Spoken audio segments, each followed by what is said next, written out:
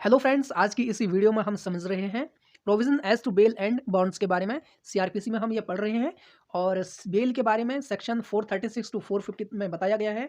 कुछ important section ही हम इस वीडियो में कवर करेंगे, कंप्लीट नहीं पढ़ेंगे, इंपॉर्टेंट सेक्शन को देखेंगे। तो स्टार्ट करते हैं बिना देरी किए। अगर आपने इस चैनल को लाइक एंड सब्सक्राइब नहीं किया है तो लाइक एंड सब्सक्राइब कीजिए ताकि आपको ऐसे लॉ से रिलेटेड वीडियो मिलती रहे।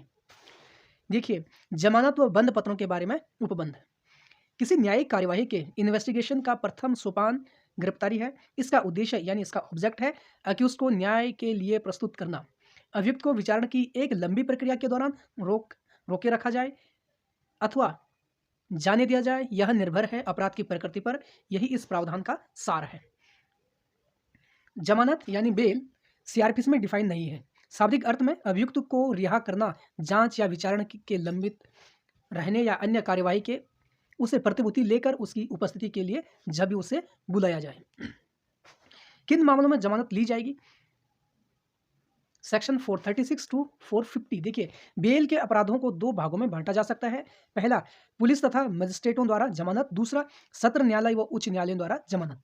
सेक्शन 436 प्रावधान करती है, जब किसी व्यक्ति को गिरफ्तार या निरुद्ध किया जाता है या न्यायालय में लाया जाता है तो गैर अपराध से भिन्न हो किसी समय तैयार है बेल देने के लिए पुलिस अधिकारी उसे जमानत पर छोड़ देगा। यदि न्यायालय या अधिकारिता के राय में ऐसा व्यक्ति गरीब है, उसे अपने बंद पत्र पर छोड़ दिया जाएगा बिना प्रतिभूति के। स्पष्टीकरण प्रावधान करता है, जब कोई व्यक्ति अपनी गिरफ्तारी से 7 दिन के भीतर जमानत देने में असमर्थ रहता है, उसे निर्धन माना जाएगा। सेक्शन 436 किसी व्यक्ति को जमानत पर छोड़े जाने का प्रावधान करते हैं। ऐसे व्यक्ति को जिसे गिरफ्तार या निरुद्ध किया गया है गैर जमानत अपराध से अन्यथा, किंतु यह अधिकार एक ही बार उपलब्ध है। यदि कोई व्यक्ति जिसे इस धारा पर छोड़ा गया है जमानत की शर्तों का पालन करने में असफल रहता है तो न्यायालय उसे जमानत पर छोड़ने से मना कर सकती है। जब वह बाद में गिरफ्तार या निरुद्ध किया जाता है, अधिक अवधि जिसके अधीन विचाराधीन कैदी को निरुद्ध किया जा सकता है। मृत्युदंड वाले मामलों में क्या प्रावधान है देखते हैं। जब किसी व्यक्ति को अन्वेषण यानी इन्वेस्टिगेशन, जांच, विचारण में निरुद्ध रह चुका है, उस अपराध की सजा का आधे तक वह उसके बंदपत्र पर छोड़ दिया जाएगा, प्रतिभू रहित या सहित। परंतु कि वह व्यक्ति यह न्यायालय ऐसे निरुद्ध को आगे बढ़ा सकता है। लोक अभियोजक की सुनवाई के बाद किसी भी मामले में किसी भी व्यक्ति को निरुद्ध नहीं किया जाएगा अपराध की सजा से अधिक के लिए। ठीक है। सेक्शन 437 गैर जमानत अपराध में बेल कब ली जाती है? जब कोई गैर जमानत अपराध का अभियुक्त या संदेहास्पद व्यक्ति गिरफ्तार किया जाता है, थाने के बाहर साधक अधिकारी द्वारा आता है या लाया जाता है, किसी न्यायालय के समक्ष उसको जमानत पर छोड़ा जा सकता है, किंतु उसे नहीं छोड़ा जाएगा जमानत पर। किसको? नंबर 1, यह विश्वास करने का युक्त कारण है कि वह ऐसे अपराध का दोषी है जिसकी सजा मृत्युदंड तथा आजीवन कारावास है।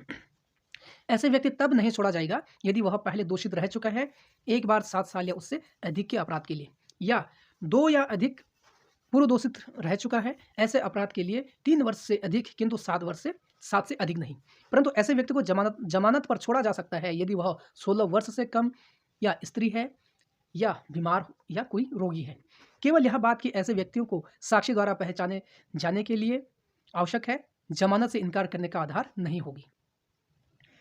ऐसा व्यक्ति जो 7 साल या अधिक का अपराध का अभियुक्त है जमानत पर छोड़ा जाएगा पब्लिक प्रोसिक्यूटर को सुने बिना। सेक्शन 437 सबसेक्शन 2 जब न्यायालय व पुलिस ऑफिसर को प्रतीत होता है कि वह यह विश्वास करने का युक्त आधार नहीं है कि अभियुक्त ने कोई गैर जमानती अपराध कारित किया है, ऐसे व्यक्ति को जमानत पर छोड़ दिया जाएगा। गैर जमानती मामलों में जमानत अधिकार का विषय नहीं है बल्कि न्यायालय का विवेक है।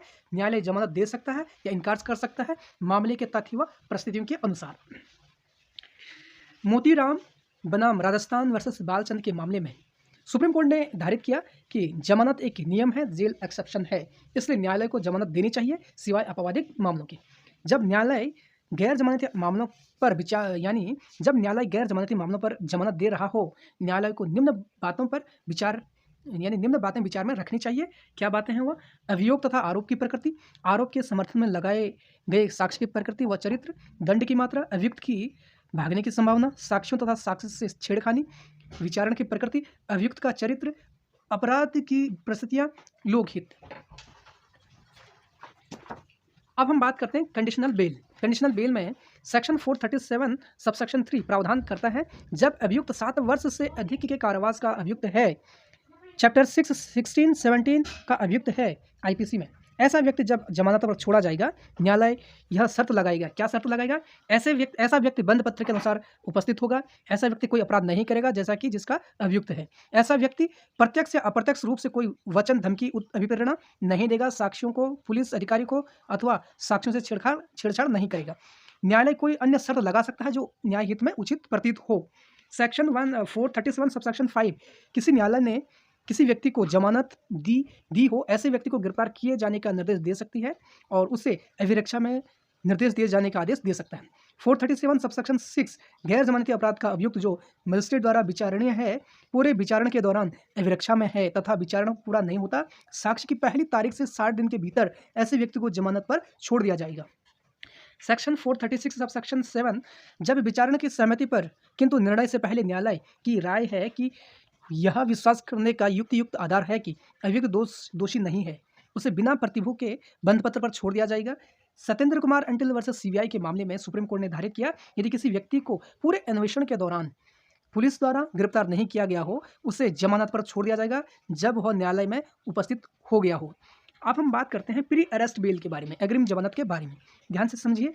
438 गिरफ्तारी के आशंका के मामले में निर्देश, जब किसी व्यक्ति को विश्वास हो कि उसे गैर जमानती मामले में गिरफ्तार किया जा सकता है, वह हाईकोर्ट और कोर्ट ऑफ सेशन में आवेदन कर सकता है कि उसको गिरफ्तार किए जाने की दशा में उसे जमानत पर छोड़ दिया जाए। हाईकोर्ट व कोर्ट ऑफ सेशन निम्न घटकों को ध्यान में रखते हुए आरोप की प्रकृति तथा उसकी गंभीरता से, आवेदक की पूर्ववत जिसमें वह तथ्य भी है कि क्या उसने किसी संदेह अपराध के बाबत किसी न्यायालय द्वारा दोषी पर पहली सजा भुगती है। तीसरा, आवेदक की न्यायालय से भागने की संभावना, क्या उस पर अभियोग उसे परेशान करने के लिए लगाया गया है। उपरोक्त वर्णित घटकों पर विचार करने के बाद न्यायालय आवेदन को खारिज कर देगा या अग्रिम जमानत का अंतरिम आदेश पारित करेगा। जहां न्यायालय ने आवेदन की तारीख से जहां न्यायालय ने आवेदन को खारिज कर दिया हो या कोई अंतरिम आदेश पारित न किया हो, आवेदक को गिरफ्तार कर सकता है। जब आवेदक को अंतिम रूप से सुना जा रहा हो, आवेदक की उपस्थिति आवश्यक होगी यदि न्यायालय उसे आवश्यक समझे। 438 सबसेक्शन 2 प्रावधान करता है कि न्यायालय जब इस धारा में निर्देश दे रहा हो, यह शर्त लगा सकता है जैसा उचित समझे। क्या शामिल है इसमें? देखिए, नंबर 1 कि वह अन्वेषण के लिए उपस्थित रहेगा, वह साक्ष्यों को प्रभावित नहीं करेगा या छेड़छाड़ नहीं करेगा। तीसरा, न्यायालय की अनुमति के बिना भारत नहीं छोड़ेगा, न्यायालय जैसा उचित समझे शर्त लगा सकेगा। 438 सबसेक्शन 3 प्रावधान करता है, यह धारा आदेशों का प्रभाव बताती है। यदि ऐसा व्यक्ति उसी मामले में बिना वारंट के गिरफ्तार किया जाता है तथा जमानत देने को तैयार है, जमानत पर छोड़ दिया जाएगा। यदि संज्ञान लेने वाला मजिस्ट्रेट वारंट जारी कर रहा हो तो वह सबसेक्शन 1 के अधीन न्यायालय के निर्देश के अनुरूप जमानत वारंट जारी करेगा। इन धारा के अधीन जमानत नहीं होगी। किन धाराओं के? UAPA act, unlawful activity prevention act, NDPS act, official secret act, gangster act, 376(3) IPC rape 16 साल से कम लड़के से, 376(a)(b) आईपीसी रेप 12 साल से कम लड़के से, 376(d)(a) 16 ईयर्स से कम सामूहिक बलात्संग और 376(d)(b) gang rape, POCSO act और मौत की सजा के अपराधों में। देखिए, 439 प्रावधान करता है जमानत के बारे में हाईकोर्ट और कोर्ट ऑफ सेशन की शक्तियाँ। हाईकोर्ट और कोर्ट ऑफ सेशन निर्देश दे सकते हैं कि किसी अपराध के अभियुक्त व्यक्ति को जमानत पर छोड़ दिएगा, उसके ऊपर शर्त लगा सकते हैं। कोर्ट ऑफ सेशन व हाईकोर्ट किसी भी शर्त को अपास्त व रूपांतरण कर सकते हैं जो मजिस्ट्रेट द्वारा लगाई गई हो, परंतु ऐसे अभियुक्त को जमानत देने से पहले जो अन्यथा कोर्ट ऑफ सेशन द्वारा विचारणीय, हाईकोर्ट और कोर्ट ऑफ सेशन लोक अभियोजक को नोटिस जारी करेंगे। परंतु आईपीसी के section 376(3), 376(a)(b), (d)(a), (d)(b) high court और कोर्ट ऑफ सेशन लोक अभियोजक पीपी यानी पब्लिक प्रोसिक्यूटर को 15 दिन का नोटिस जारी करेंगे। 439 को हाईकोर्ट और कोर्ट ऑफ सेशन को सशक्त करती है कि पहली दी गई जमानत को निरस्त कर सकते हैं, गिरफ्तार करने का आदेश दे सकता है और उसे अभिरक्षा के लिए सुपुर्द कर सकता है। सेक्शन 440 में बात की गई है बंद पत्र की रकम और उसे घटाना। यह धारा बंद पत्र की रकम का प्रावधान करती है, यह मामले के परिस्थितियों के अनुसार होगी। तो इस वीडियो में हमने कुछ महत्वपूर्ण सेक्शन को बेल के बारे में समझा।